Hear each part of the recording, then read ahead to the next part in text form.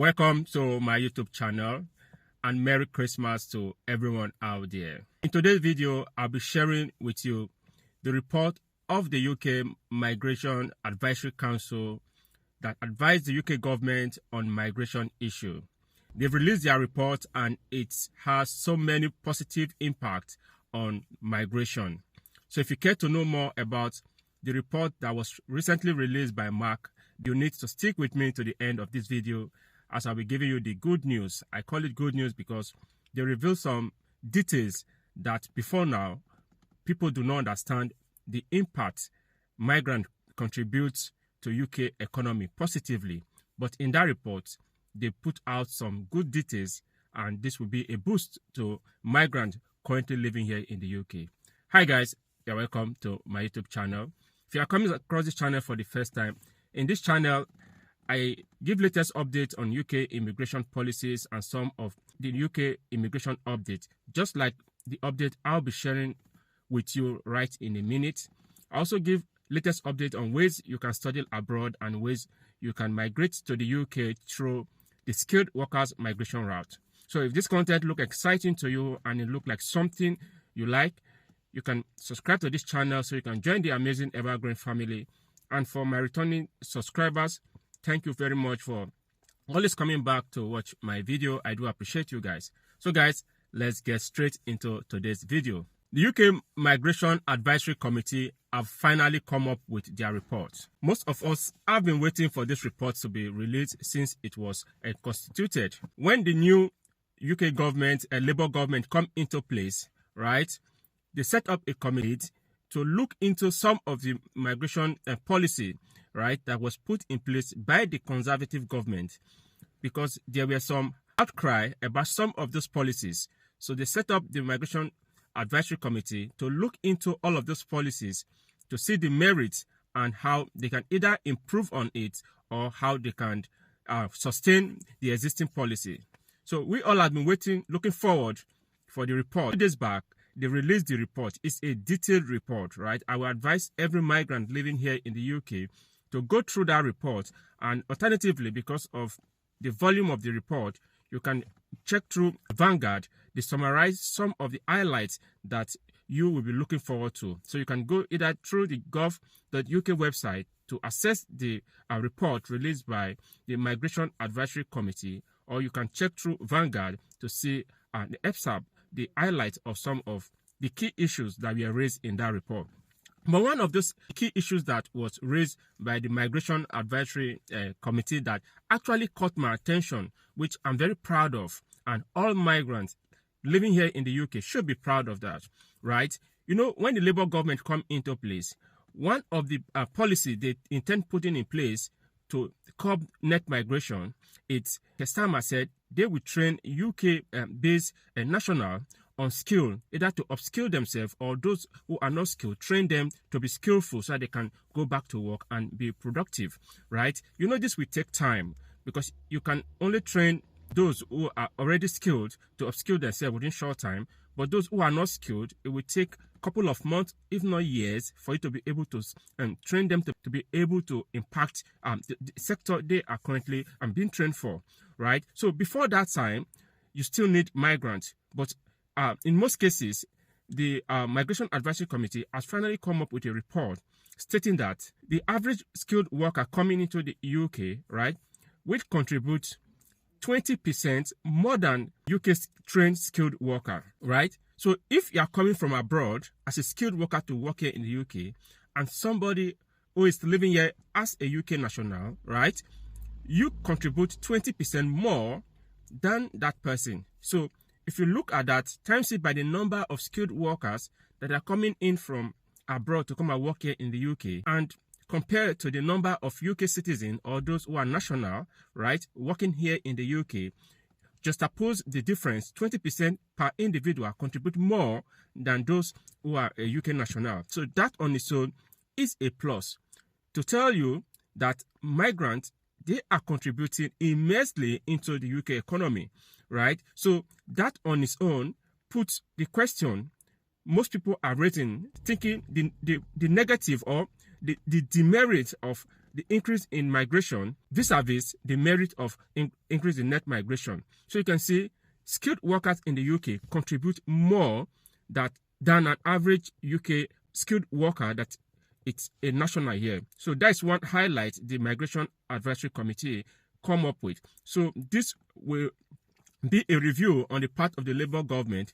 If you are spending lots of taxpayers' money upskilling or training people to be skillful, right, that on its own is an expense. And at the end of the day, these same persons you are training to be skillful contribute less than what an average skilled worker will contribute in the UK. Note, the skilled worker coming from abroad to come and work here in the UK, they've been trained already. The UK government do not contribute towards their skill, right? They are already skilled from wherever country they are coming from.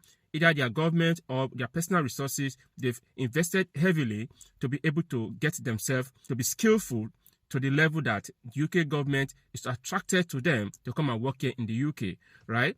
So you are bringing somebody that is skillful, and once you arrive in the UK, it contributes 20% more than the ones you spend taxpayers' money to train to be skillful, and they still contribute less than the person that is coming from abroad. So all of this, you find out migrants coming from abroad contribute more to the UK economy. That is to say, the merit of migration in the UK far outweigh the demerit. We understand that no country will want to open its border, right, for everybody to come in from every part of the country. Border control and immigration control is something that is expedient for all countries, right? But the most talked about the way it looks as if being a migrant here in the UK over the past few months, most especially in 2024, sometimes it looks as if being a migrant is a crime. Yeah, I will say this with all sense of honesty, because people feel they're coming to take our job, and some will feel migrants are coming here. Why are you guys coming to this country? You can't have this conversation. Why do you guys keep coming? I keep seeing people from your country coming here. Why? What happened to you? No, they keep asking questions. But none of them, right, in all honesty, want to know what impact are you making in this country, right? Skilled workers come into this country. They work, right? They work their ass out, right, to be able to pay their bills, to be able to meet up all obligations that is required of any human living here in the UK. But then, somebody will be skillful, that is a UK national, will still depend on benefit. Decide to be working. I've seen so many, and I have so many where I work. You wonder, why are you doing 20 hours in a week? You're an able-bodied person, you have no medical issues, but you choose to work 20 hours per week. And some will tell you it doesn't matter, right? They don't need the money. So skilled workers in the UK are employed on a full-time basis. So that on its own will earn the government good tax return from each and every one of skilled workers working here in the UK. But imagine somebody working 20 hours in a week. Nothing goes to the government in terms of tax or national insurance, because that amount falls below the threshold of taxable income. So you see, skilled workers in the long run, or even in the short run, contribute more. They come into this country already skilled. The UK government did not spend a dime trying to train them or upskill them. They already train, retrain, and upskill before they come in here, right? Which do not impact in any way to taxpayers' money towards their training, right? And once they arrive in the UK, they work on a full-time basis, right? To also be able to earn more, pay their taxes, their national insurance, and meet other obligations. But on the other hand, the workers that have been trained here in the UK with taxpayers' money, right, train, retrain, and upskill, right, at the end of the day, most of them still decide to work a part-time basis, while some will even decide not to work at all, because, you know, if you're out of job for 3 months or so, you are entitled to out-of-job pay, right? And they are so comfortable with it. Most of them are so comfortable with it. I had a conversation with a couple of them. Why do you decide to work 20 hours per week or 21 hours per week, as the case may be? We'll tell you, it doesn't matter, I don't need it, right? I only work what I need, right, at the time. Knowing to them, if you don't work more, how do you intend to pay your tax? Your pay tax, right?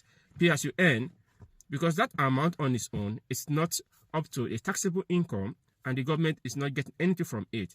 So these are same people the government have trained with taxpayers' money, right?